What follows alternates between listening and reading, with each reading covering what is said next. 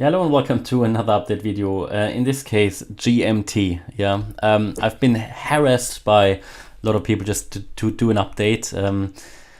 To be honest, fundamentally, I don't know a lot about GMT, but we're gonna take a look at it from a chart point of view.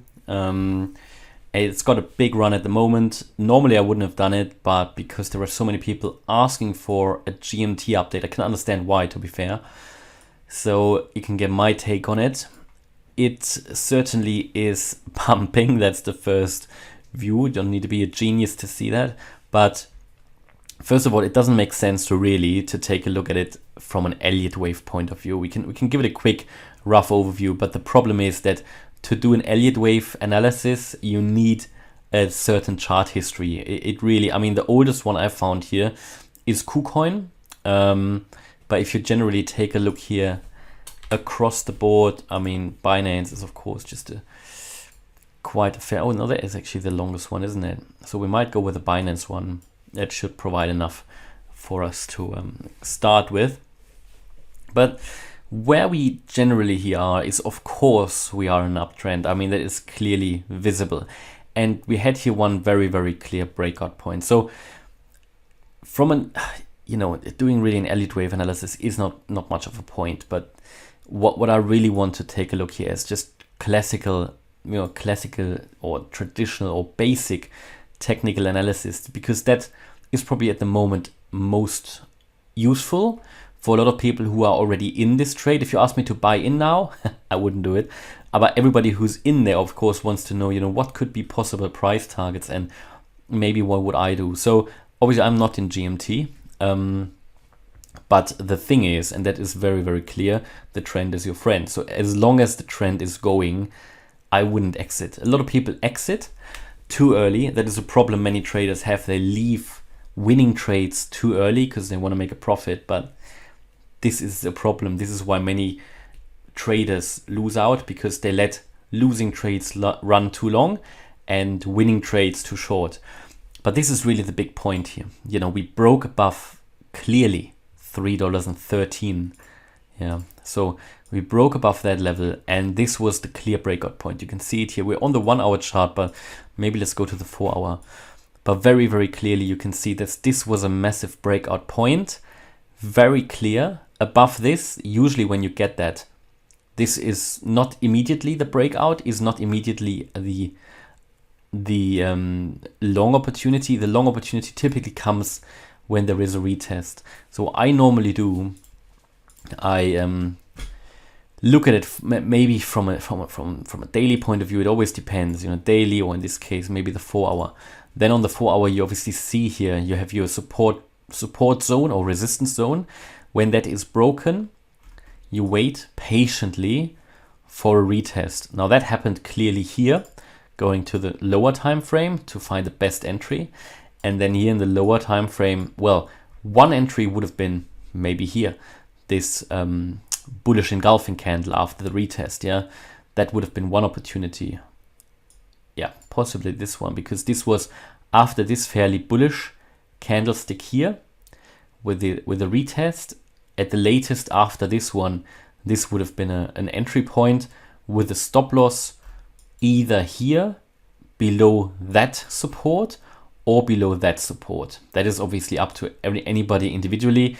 So either at just below 313 or below 295. Yeah, but 295 would have been a bit too far away from my point of view. So here, even this one, or even below the swing low here. So to get on the hourly, obviously it is easier to see, and you can reduce your risk if you go to the shorter time frame, because you can see here where the low was.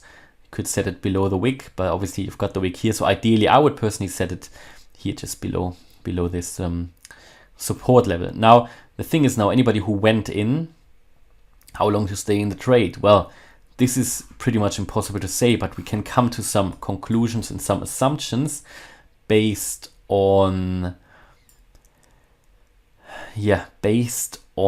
the latest move and the breakout. So what I would do is, for this pump here, for this move, to get the fib extensions out, to get an idea of the next price target. So what we do, we go all the way here to the peak of that move. We go to the swing low. And the first price target for this would be the 100% extension that is at $4.30. So bear in mind, the $4 level, in my opinion, would already be a logical resistance, because the $4 level provides you with, well, it is a psychological level, isn't it? So I think we could see, obviously we face here some resistance at the moment. Yeah, we face some resistance at the moment. So what could that be? Maybe just because of indicators, because we're overbought. So obviously we can try things out a little bit. Maybe see here, go to that swing high, go to that swing low, but even then you come to very similar conclusions here in terms of the extensions above, just above, 450 roughly, in that area sort of. But the $4 level will certainly be the next resistance in my point of view. We are currently forming here, of course. So one strategy for anybody who's panicking, right? Because obviously you never know. But what you do when you move above, when you now make a higher high and a higher low, then when you start to move up, what you do, you can adjust. I'm not telling you to do it. I'm not giving you any recommendations really. I can only share my own experience. But what is possible to also secure profits, of course, is if you're using a stop loss, which I would always recommend in such an impulsive move here, and in such an overheated, because it is overheated, but it's in an uptrend, so the trend is your friend. So when you make now maybe a swing low, so you could come down to the previous high again just to retest it, then move up, maybe go to the $4, then to move that stop loss, which is obviously set currently here possibly, to move it up below the next swing low. So you basically have you move your stop loss up, and then as soon as you see this sort of bouncing, the downtrend will start as soon as you break the previous swing low. This is when the downtrend starts. This is why you would set the stop loss there. And this is obviously your risk. But obviously you should be in profit anyway with this coin.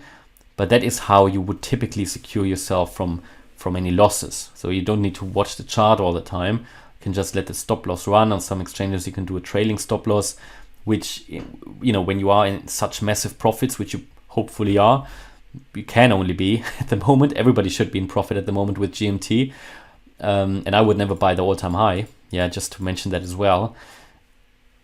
So this would be a possibility. So to, just to secure some profits, right? Because typically when you see the previous swing low break, this is when the downtrend starts. Let's see.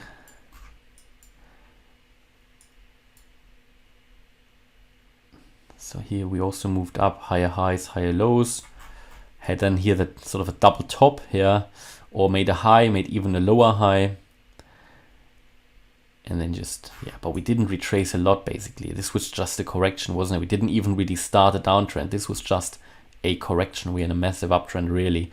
So GMT has never really seen a big correction, not yet.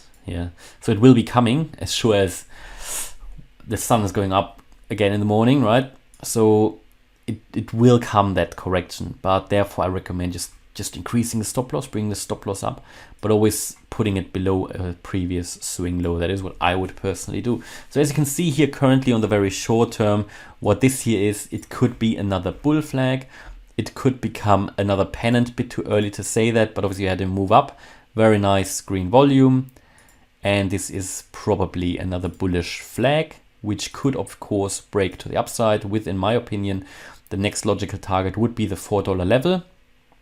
We need to see how the price is reacting to it. This could of course be broken in the current environment.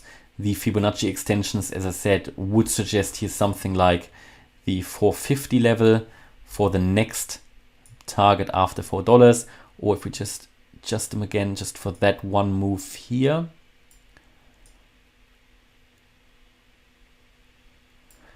So also 434 would be a conservative one, I guess.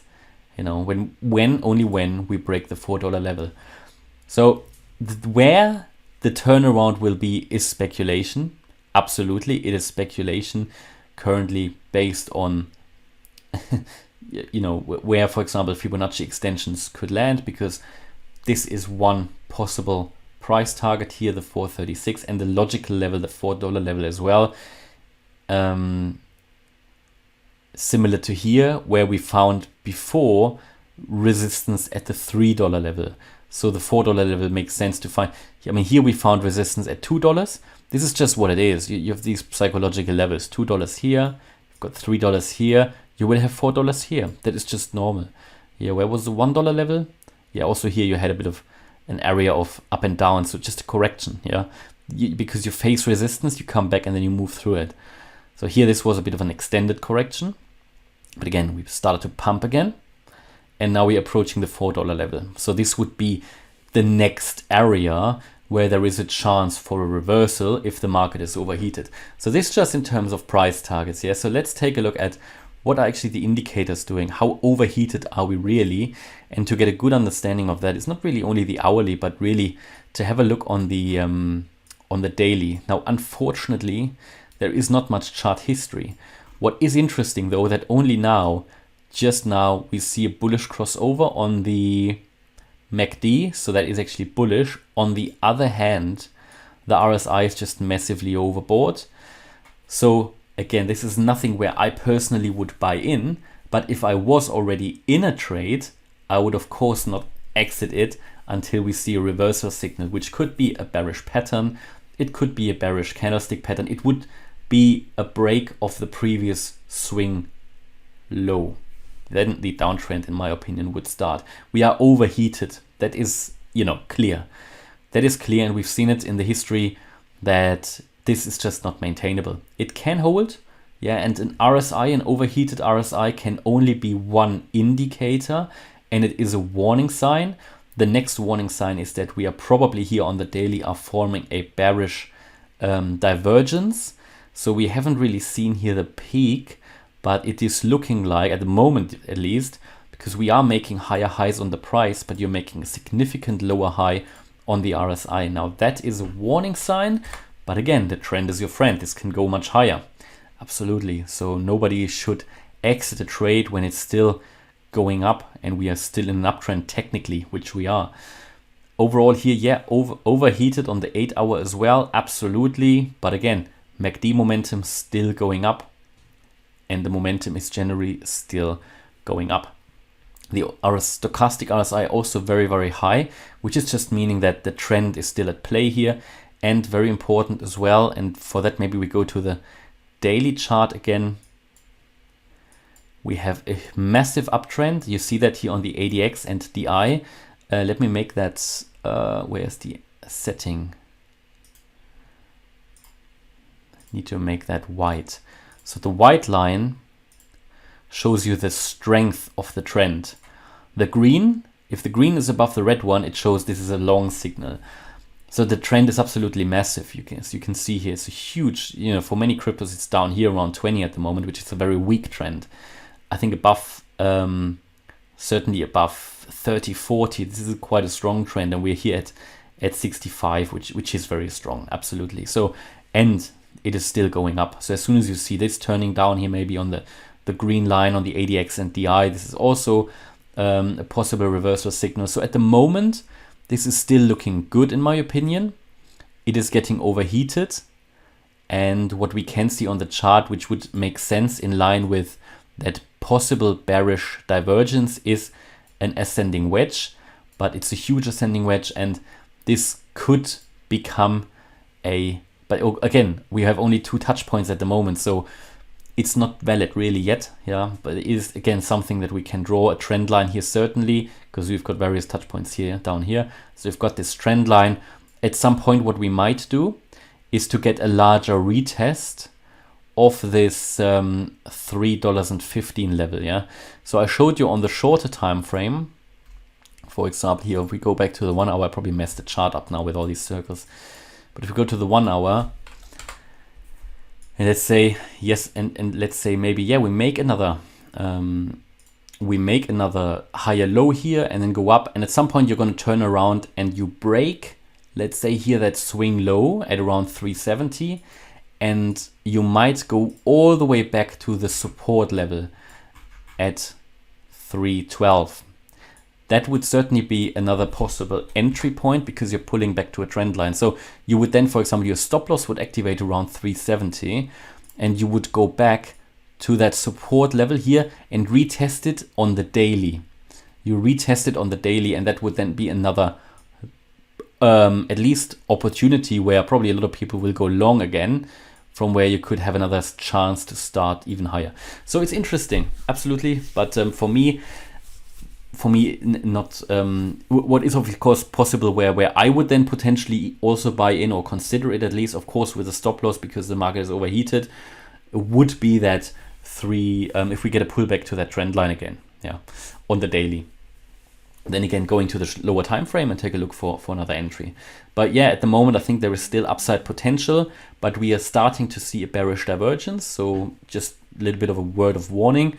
But I think we could even get to the $4 level and maybe even that 436, that 100% Fibonacci extension. This is only a momentary snapshot of the chart. If you're not using a stop loss, you have to watch the chart all the time in such a situation. If you're using a stop loss, then you probably don't have anything to worry and you don't need to watch the chart all the time. And again, as soon as you see the chart changing, which can happen in the crypto market very, very quickly, if you, for example, see a bearish engulfing candle on the 4 hour or something, then this could already be a possible reversal signal. But at the moment, it is looking like we're forming here a bullish pattern. All right, so hopefully you liked the update about GMT. If you did, please hit the like button, leave a comment and subscribe. And if you really like the content, then check out the channel membership. Thanks a lot for watching. Bye-bye.